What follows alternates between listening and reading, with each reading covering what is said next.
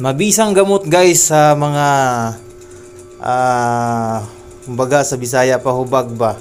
Ito na yung gamot guys. Ito yung tinatawag na sinaw-sinaw sa amin. Dikdikin mo lang to guys. Kung hindi, dikdikin mo lang yung dahon nito. Itapal mo sa tawag nito sugat. Gagaling na guys sa loob ng 1 linggo.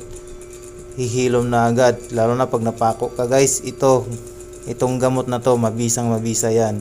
Lalo na pag tinubuan ka ng mga hubag, tawag sa amin sa Bisaya. Ito guys, itong gamot na to. Tumutubo lang to guys kapag tag-init. Tumutubo to sa mga gilid-gilid ng bato. Yan. Itong damo na to. Itong halaman na to.